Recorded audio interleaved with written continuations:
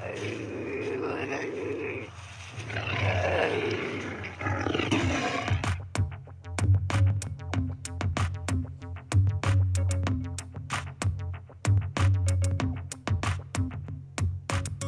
blast off in my time machine. Third eye feeling like an Evazine. Blast off, blast off, blast off, blast off. Come blast off in my time machine. Third eye feeling like an Evazine. Blast off, blast off, blast off, blast off. Blast off on another epic episode of the Hyper Anomalous Esoteric Research Organization podcast, Hero Paranormal. That's what Hero stands for. We are broadcasting just south of the Utah UFO Ranch in the heart of the Uinta Basin. My name is Ryan, the philosophical pontificator of the paranormal and anomalous ambassador of the airwaves, bringing you an epic episode today. We have Gregory Little. His recent book, Origins of the Gods, delves into skinwalkers and contact with transdimensional intelligences, leaving no stone unturned. He goes into it all, exploring how our ancestors used shamanic rituals at sacred sites to create portals for communication with non-human intelligences. He shares supporting evidence from the spiritual and shamanic beliefs of more than 100 Native American tribes. He shows how the earliest forms of shamanism began at sites in Israel more than 400,000 years ago. From Göbekli Tepe in Turkey to the Egyptian pyramids, from the stone circles of Europe to the mound complexes of the Americas, Gregory Little shows how, again and again, our ancestors built permanent sites of ceremonial activity where geomagnetic and gravitational anomalies have been recorded. He, along with his co-author Andrew Collins, have done a ton of research, and I can't wait to get into it all. Ultimately, Collins and Little show how our modern disconnection from nature and lack of a fully visible night sky make the manifestations from these ultra-terrestrial intelligences seem random. If we can restore our spiritual connections, perhaps we can once again communicate with the higher dimensional beings who triggered the advancements of our earliest ancestors. And for those who want more Hero Paranormal podcast, be sure to join our Patreon. We are on Patreon at Hero Paranormal. You can also there is also a ton of content behind the paywall at Patreon, and we have a ton of content at heroparanormal.com.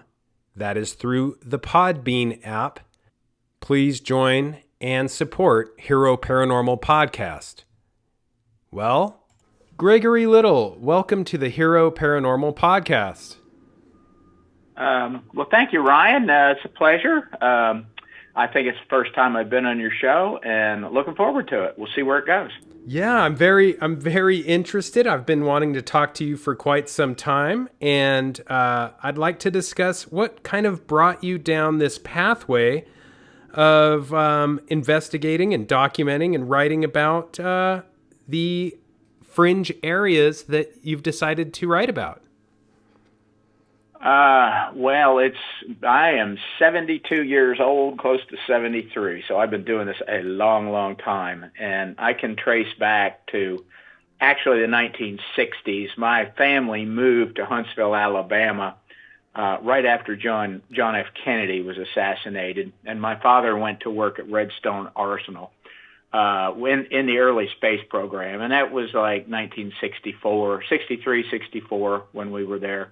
And I got interested in UFOs then, and it really kept me interested pretty much to the current day. So that was really the start of it. I had college professors that were really into it too, major professor, and a psychologist and a psychiatrist, husband and wife team, got me to go with them to a lot of so-called psychic events and so on. So that's kind of the start of it, and it's led here. Along the way, we've done a whole lot, been a lot of places, and seen a lot of things. I bet. So that's my start, yeah. It's amazing. It's such a mysterious synchronicity that we got together. I am aware of your first book, The Archetype Experience.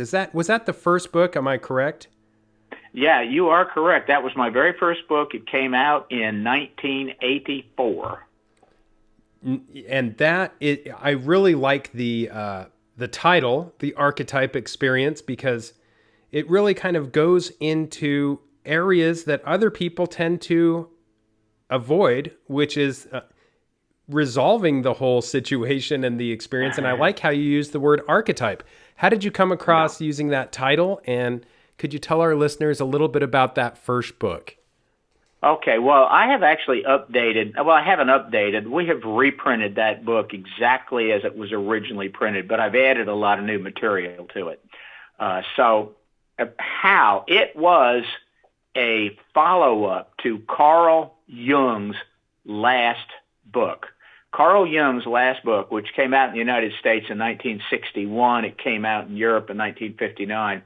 It was entitled, are we still here? Yes, sir. Okay, I don't know what just happened. Something on my screen just happened. Anyway, okay. Jung's last book was called Flying Saucers, A Modern Myth of Things Seen in the Skies. And in that book, he talked about archetypes. He talked about how there was one archetype in particular. It's called the mandala. It is a round shape, how people were seeing UFOs at the time and seeing disc-shaped objects, which Jung thought was a mandala, and that they were projecting a certain meaning onto it. In other words, people go outside, they see something, they don't know what it is, and an exact quote from Jung was, "Something is seen, one doesn't know what." So they saw these things in the sky, and then a meaning is projected onto them out of our own belief system or our unconscious. And Jung believed those meanings were archetypes. Archetypes are, well, they're usually symbolic, psychological objects. They are drawings often of opposites. The yin-yang symbol is an archetype. There are archetypes in literature such as hero and villain, angel and demon. Those are archetypes, usually in opposites. But there is one called the mandala that is the whole. And that got me into the Native American stuff because it related to their idea of a singularity and so on. But really, that's Jung's term. And archetypes exist both in our unconscious. They appear to be, according to Jung, built in. They're already in us, and we have certain meanings with them, so that when we encounter archetypes out in the real world, the meaning that we have attached to that symbol emerges into our consciousness. But according to Jung, archetypes are also, from time to time, physically real. So that's a whole nother story there, but that's where the term came from. It was Carl Jung who made it popular. He didn't come up with the word, of course, but anyway, that's where it comes from. So the idea with the archetype experience is that when you experience a UFO or an abduction or a powerful paranormal experience, you are actually interacting with an archetype. That's what you're doing. And it means more than just a psychological thing. It's not just all in your head. There's something else going on too. So that's where the term, the archetype experience, came from.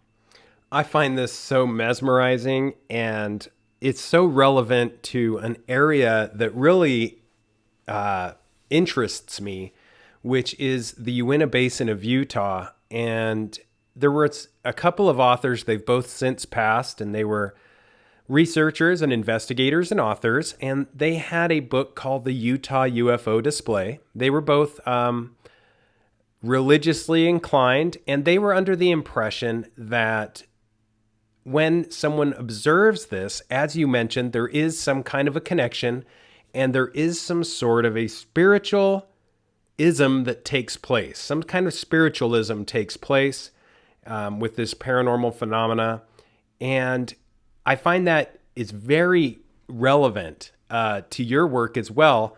And that I share that view. So I find that, with a lot of the modern TV shows and a lot of the science being thrown at these things, everything is kind of being put in this nuts and bolt box. And I'm not exactly sure if it all fits in that box. And It doesn't. It's interesting, Yeah. isn't it? Yeah. Yeah. Well, I'll let you go ahead. You can finish your thought there, if you will. Of course. And you have written other books that have come out that are also delving into the same subject matter. And I wanted to ask you about those as well. Origins of the Gods. And that book is very reminiscent of some of the, it draws in a lot of interesting historical things like Göbekli Tepe, Egypt. It goes into interesting areas across the world. What brought you to kind of write this book? And I know that you co-authored it, but I also find that this is a fascinating book. You've been the author of over 15 books, so it's challenging to ask you a question about just one. But I like that it goes into a lot of areas that people don't delve into, like giants and things of that nature. What brought you and Mr. Collins to co-author this book? Well, Andrew Collins, who's a British author, in case people don't know who he is, Andrew Collins is a British author, been around basically for as long as I have and writing as long as I have. He is on the show Ancient Aliens. Most episodes he'll make an appearance or two in it. He's also on the show with William Shatner called The Unexplained, and several other documentaries, a lot of different ones. So he shows up on them. Andrew and I have been friends since 2000, the year 2000. So it's been 22 years. And we shared the same interests. We were both interested in Atlantis. He got involved in our Search for Atlantis project with the Edgar Cayce organization. Andrew and I started co-authoring together quite a while, actually, 2012. And then 2014, we had a book coming out, or had one that came out called, The Path of Souls. Kind of forget. I got so many of them out there. Can't remember the titles. But anyway, Andrew and I had done another one together in 2019 called Denisovan Origins, which was about the Denisovans, which is a branch of humanity that went extinct probably 40,000 years ago or so, maybe not quite that long ago. Most of us carry Denisovan DNA in us along with Neanderthal DNA. The Denisovans are related to the giants of, mythology. You hear a lot about giants. Andrew and I both believe it's the Denisovans. So this book, the new one, Origins of the Gods, Andrew and I wanted to do because we were actually wanting to summarize all of our work in the field of UFOs, the paranormal, ancient aliens, you name it, we wanted to cover it all, and just summarize everything that we had said up to that time, and then add whatever we needed to add to it.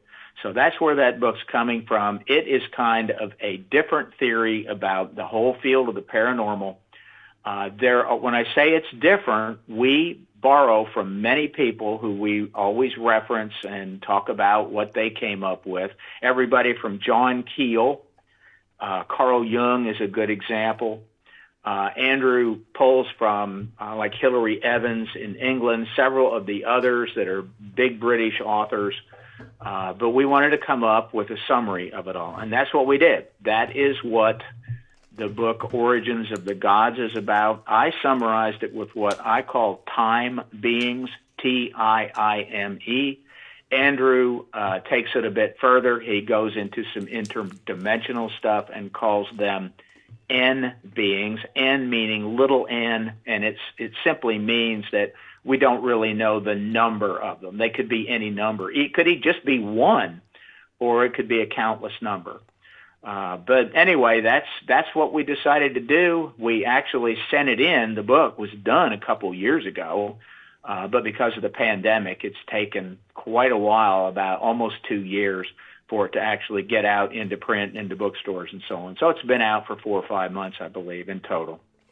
Yeah, it's quite the book, the way it brings together the ultra-terrestrial intelligences, and very fascinating for me because I own a property, a base camp of sorts called Space Wolf Research, which is just south. It's adjacent on the south border of the ranch in Utah, which is mentioned in your book.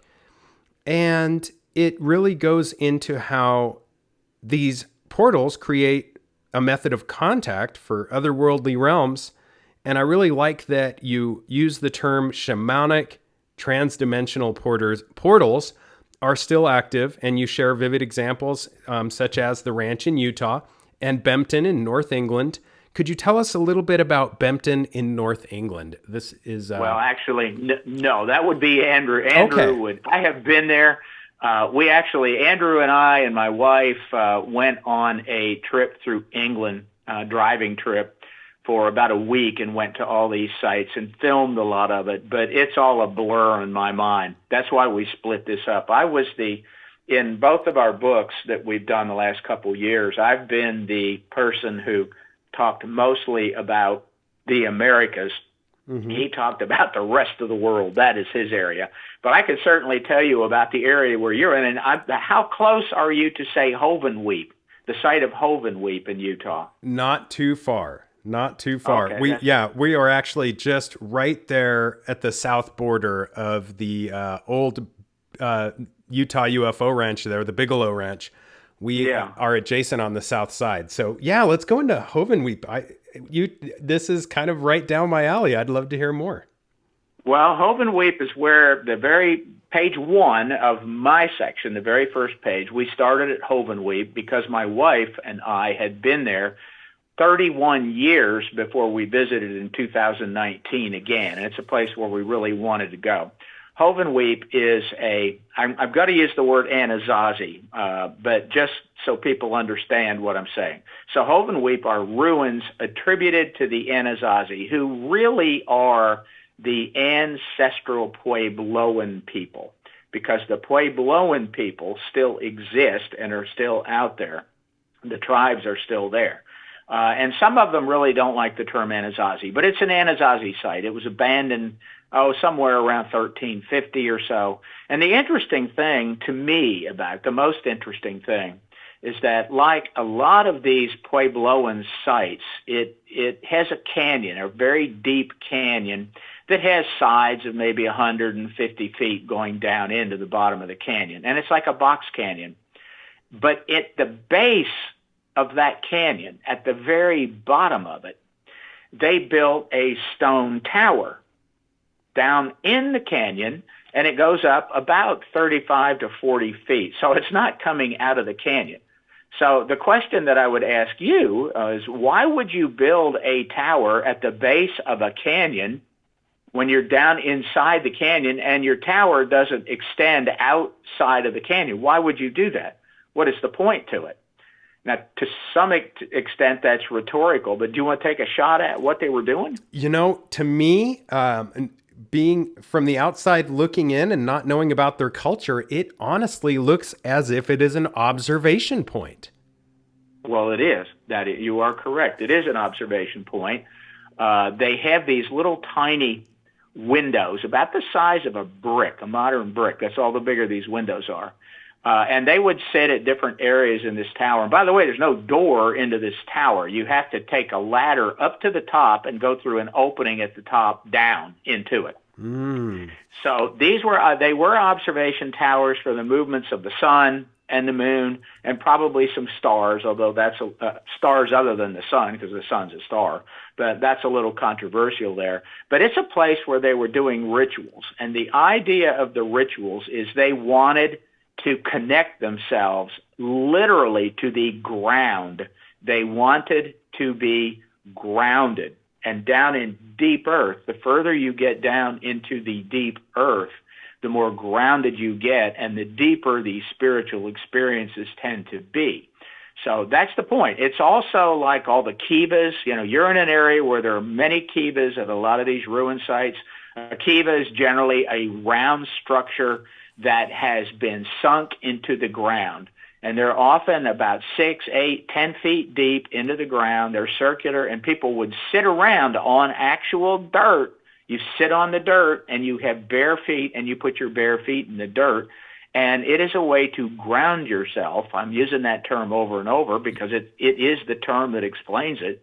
They would do that in order to connect with spiritual energy and the spiritual world by touching and interacting with earth energy of some kind of earth energy, which Andrew and I believe are plasmas. But you're right, that's what the tower is for.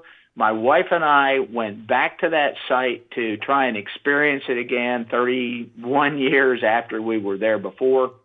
We didn't really spend any time there. And Andrew had been to Skinwalker Ranch. Andrew was there, I don't remember exactly when. It was when we were doing the book because he included some of that in the book. But he didn't get to go to Hovenweep. By the way, we're going up there in a couple months. We'll be probably back to Hovenweep in that area in a few months, and Andrew may or may not be with us those days. I'm not sure. We're meeting him in Arizona to do some things out there. So anyway, that's kind of a summary of Hovenweep. It's a very large site. There's actually 5 different portions of it spread out over miles. But that canyon is really impressive. It is so quiet. That's one thing that I really envy you for. You're living in an area where it can be really, really quiet, and the skies can be really, really dark.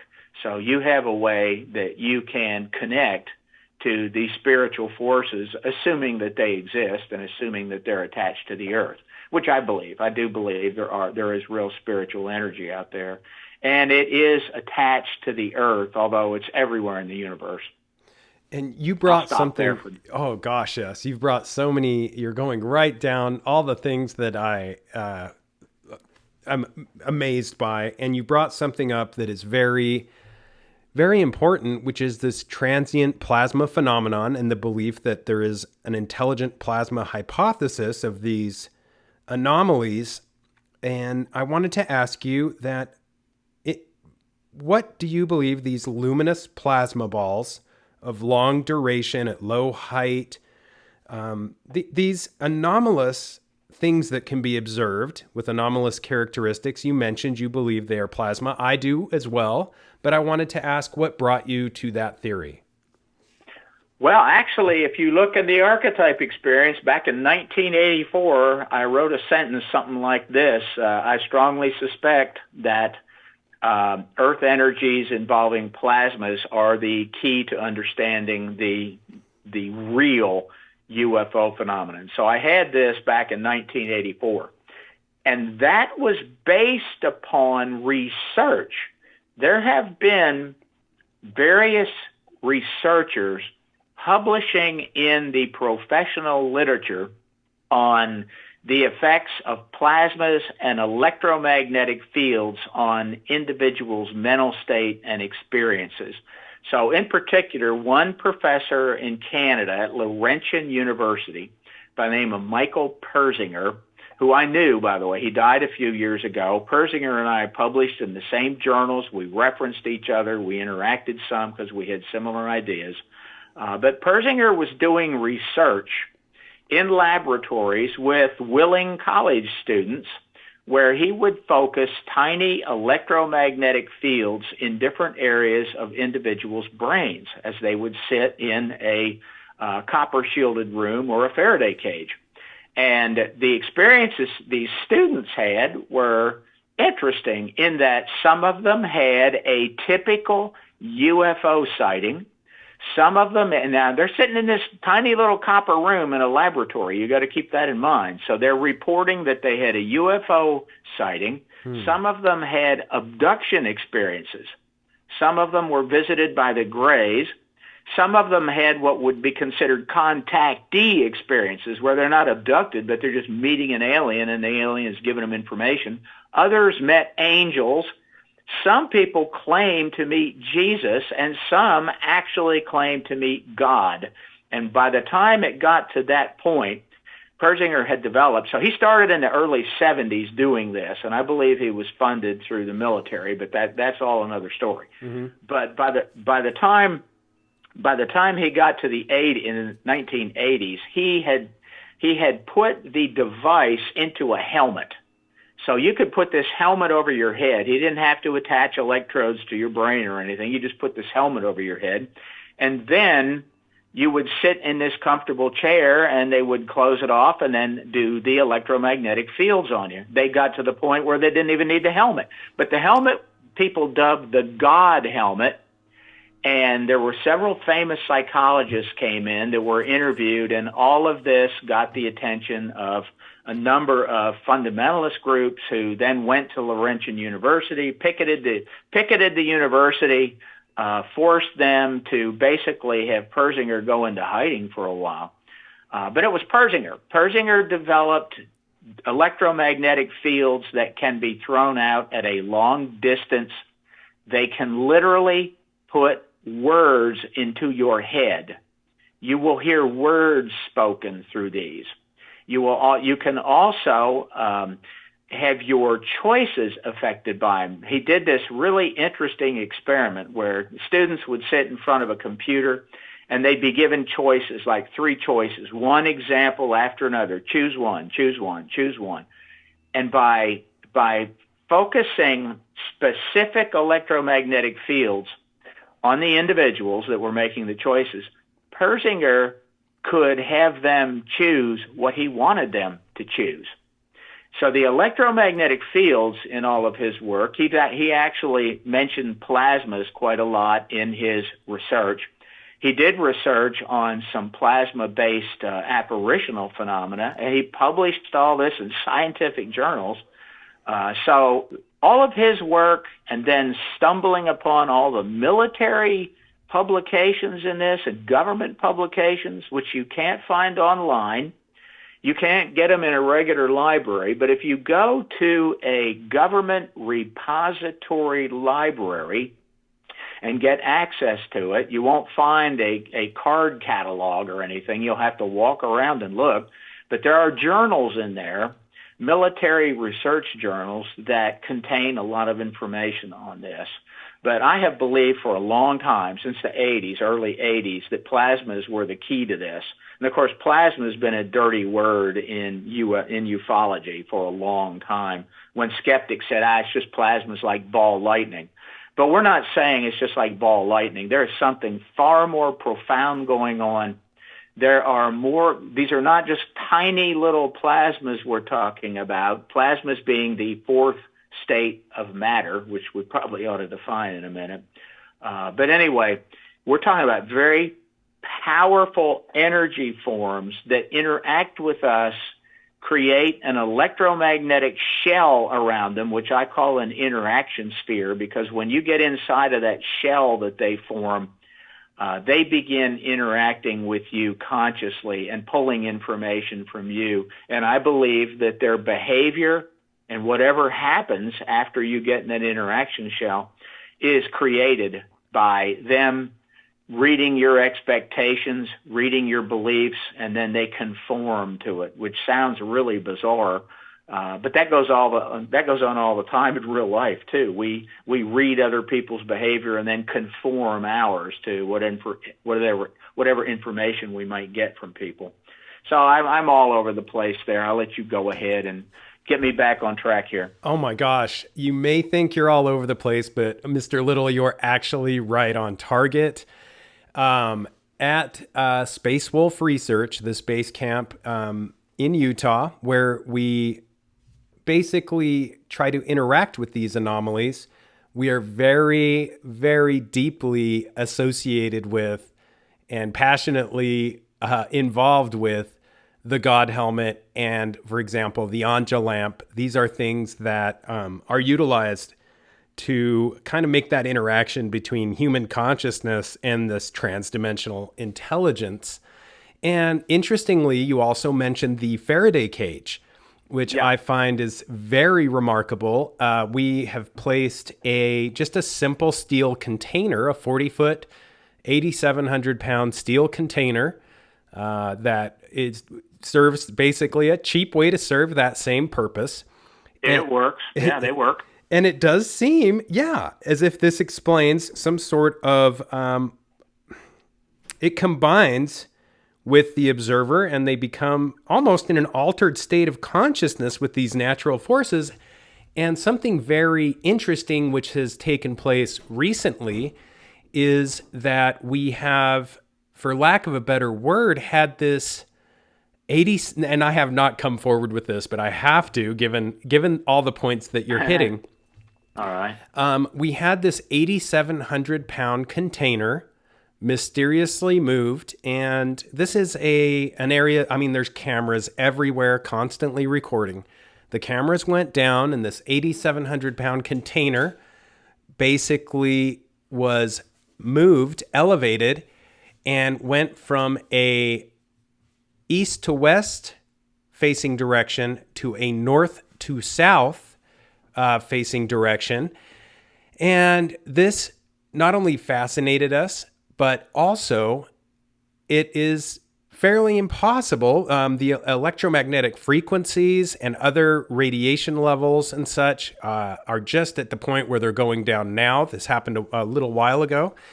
And the container itself became magnetized. Now, just to quickly touch on something else you mentioned about the military funding for some of these projects, we have received various requests, I should say, I got to be careful here, because usually the military does fund these things through other corporations, either private entities or nonprofits, to kind of have that plausible deniability, because that's important. In other words, they want to be involved, but they don't want to get their hands dirty, and I understand that. But it's interesting that you mentioned military funding possibly with Pershing and some of these other similar. So I wanted to get into how did you realize, or how was it revealed to you that this may have been militarily funded? Well, as I put in the book, that the new one with Andrew, Origins of the Gods, that back in 1972, I started graduate school in psychology, and my area was called psychopharmacology, which is a study of how drugs work in the brain. And we were doing all kinds of research with drugs and so on, various drugs supplied by the U.S. government. The Drug Enforcement Administration sent them to me. But, okay, so when I was accepted into graduate school, it was an MS PhD program. They had a requirement that every student that was in the MS PhD program had to have an assistantship, and you had to quit any jobs that you had. Well, I had worked full-time my entire time through undergraduate school at the local newspapers in Memphis, which at that time were very, very big. It was a pretty good job, but I had to quit that job that I'd had for 4 years at the local newspapers and take an assistantship. And the assistantship I told them I can't take a cheap one. I just can't do it, like a teaching one. So I got a research assistantship that was funded through the Office of Naval Research. The head of it had been bizarrely, a colonel in the U.S. Army who was the head of the Fort Knox Research Institute. So he came to what was then Memphis State University, where I was going to school, graduate school, and headed this research project. So I was one of two of the students, graduate students, who were the research assistants. So we traveled all over the country, going to U.S. Navy bases, air stations mainly, and testing pilots. So we probably tested, I have tried to figure it out, can't quite remember, but it's in the thousands. I think it's almost 2,000 different pilots that we tested. Long involved story. But anyway, I went to the Office of Naval Research one time. At the very beginning of it, I went with the colonel and the other assistant. He went in. They were very friendly to him. Here I was, 21 years old, basically a hippie type, long hair. I had mushroom T-shirts on, if you remember what those orange T-shirts, they got mushrooms all over them. I had embroidered jeans, all that kind of stuff. So I didn't go all the way into the dark secret recesses of the Office of Naval Research at Pensacola at the time. So I sat out front and was allowed to walk around. I talked to a bunch of people, and I wound up talking to people that were about my age that were research assistants there. And we started talking to each other about the kind of research that we were doing, which the main thing that was interesting to us was what we called I wonder what if research. So the example that I always give, it's a true one. The DEA once sent us a drug which they weren't really sure what it was going to do, called phencyclidine. Phencyclidine is the same thing as PCP. So they sent us the drug. My major professor came in with a vial of it after he got it, and he laid it in my desk, and he said, "Hey, why don't you check this out and see what it does?" And I said, "Okay." So I went and got a rat, brought it to my office, a white lab rat. I got a small amount of it into a syringe. I injected the rat with it and just let it run around on my desk because I was doing other stuff. And the rat fell over and ran around in circles. That's a true story. So the way that's worded is this: I wonder what if research. It's, I wonder what will happen if I inject this rat with this PCP. And there's an incredible amount of I wonder what if experiments are done. And a lot of those were being done by the Office of Naval Research, one of which I believe was the Gulf Breeze Light. Not the same thing as the Gulf Breeze UFO incidents where Ed Walters and others claimed they took pictures of flying saucers. The Gulf Breeze Light came on after it.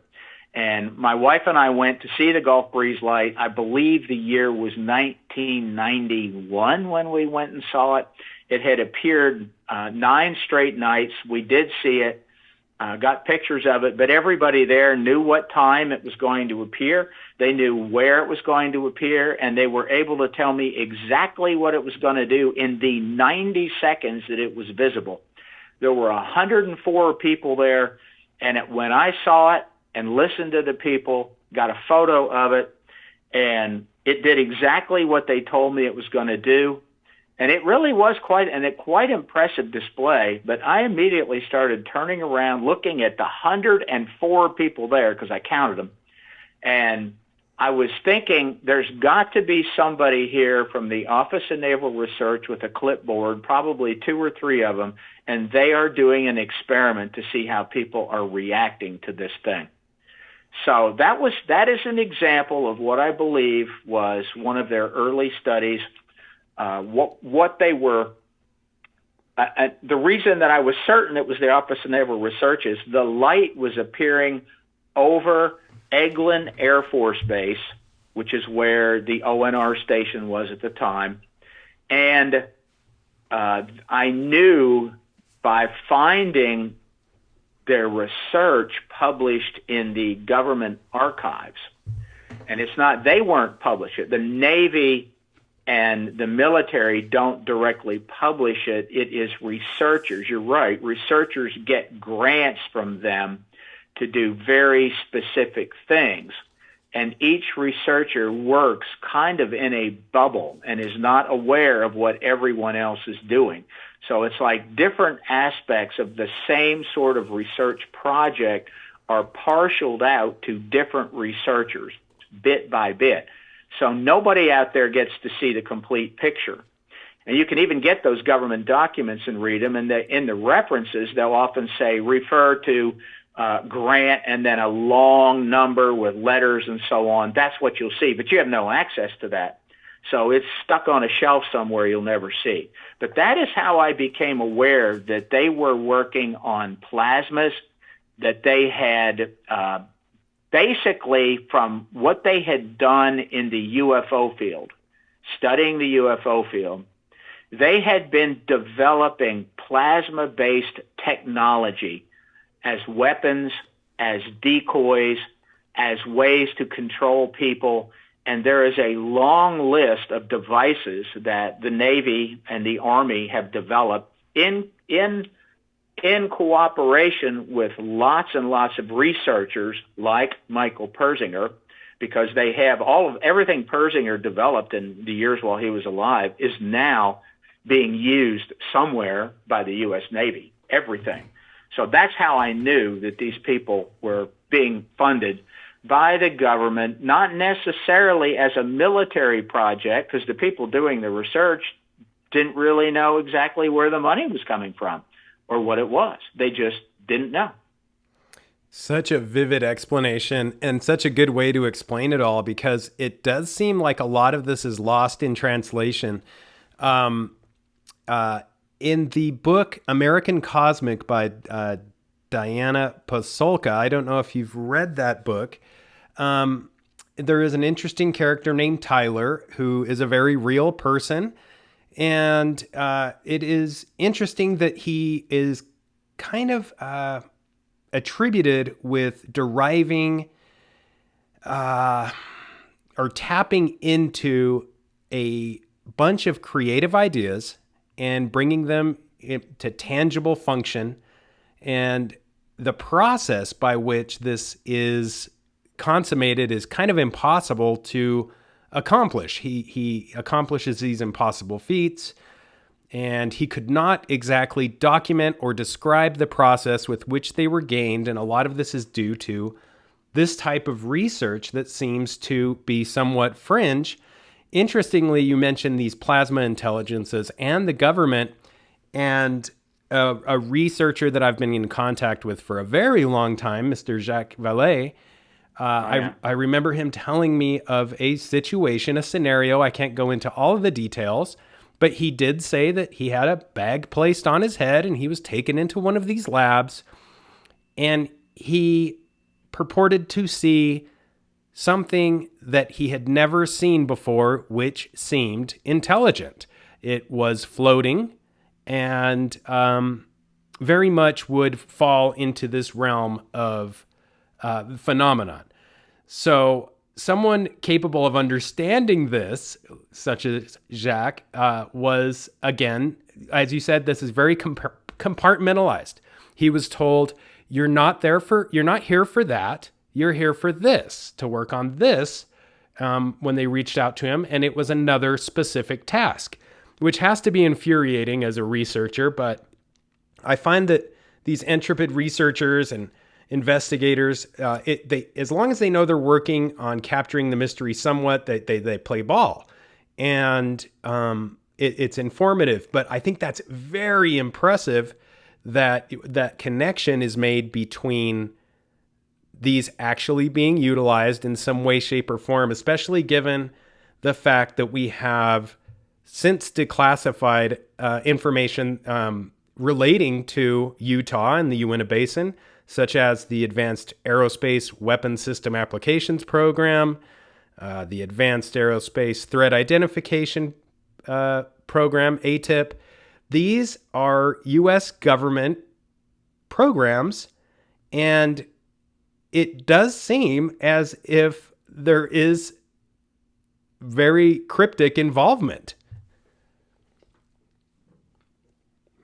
I find it amazing that to kind of tie that thought up, when Robert Bigelow was asked, I believe it was on a 60 Minutes video or segment, here you are, a very successful businessman, Mr. Bigelow, and you believe in aliens. Does that make you embarrassed, or are you worried people will think less of you? And he was quoted saying, I don't care what people think. These intelligences are here right under our noses. Were you able to watch that, and what were your thoughts of that comment? Well, it appears we've had some extreme technical difficulties. The Zoom link went down. I have been unable to get a hold of him through other methods of communication electronically. I've tried everything, but the pathway to communication has been severed, unfortunately. But that's okay. We were just wrapping up, and that goes with the territory.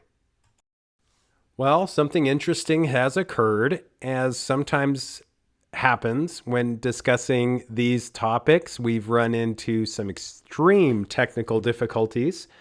I lost Mr. Little via our Zoom link, and I could not get a hold of him through other channels of communication either. And these things happen. But I pretty much wanted to round up the conversation with promoting Mr. Little's books and all of the work that he has done. Origin of the Gods is available on Amazon, and it is something that should really be purchased. If you are interested in shamanism, Native American religion, UFOs, ancient and controversial knowledge, this book is a stunner. It explores how our ancestors used shamanic rituals at sacred sites to create portals for communication with non-human intelligences. It shares supporting evidence from the spiritual and shamanic beliefs of more than 100 Native American tribes. It also shows how the earliest forms of shamanism began at sites in Israel more than 400,000 years ago, goes from Göbekli Tepe in Turkey to the Egyptian pyramids, from the stone circles of Europe to the mound complexes of the Americas. Gregory Little and Andrew Collins show how, again and again, our ancestors built permanent sites of ceremonial activity where geomagnetic and gravitational anomalies have been recorded. They investigate how the earliest forms of animism and shamanism began at sites like the Denosova Cave in the Altai Mountains of Siberia and Kesem Cave in Israel more than 400,000 years ago, explaining how shamanic rituals and altered states of consciousness combine with the natural forces of the earth to create portals for contact with otherworldly realms. In other words, the gods of our ancestors were the result of an interaction between human consciousness and trans-dimensional intelligences. Be sure to go to Amazon and pick up Origins of the Gods. It is worth every penny, and it discusses skinwalkers and contact with trans-dimensional intelligences. Again, apologies for these strange happenings at the end of the podcast. These things happen. I know we were just wrapping up, but this functions in a way of how these things happen. It's hard to explain some of these things, and we've noticed this at Space Wolf Research, the base camp there in the Uinta Basin, and we've noticed this in alternative areas of research. So I guess it's just part of the territory. Gregory Little is very knowledgeable of this. I'm glad he was able to discuss things formidably. And, it's funny that he thought he was being tangential, yet all of the topics that he was delving into were exactly where I wanted to go. And it just happened to work that way. I'm very happy to have had him on. Please check out his work, his other books as well, and pick up a copy of Origins of the Gods. If you would like more Hero Paranormal podcast content, please subscribe at Hero Paranormal on the Podbean app or go to heroparanormal.com. Also, there is a ton of content at Patreon. Look for Hero Paranormal at Patreon. When you subscribe and support the podcast, there is a lot more. Until next time, keep your eyes to the skies, feet on the ground, but don't forget to take a look around.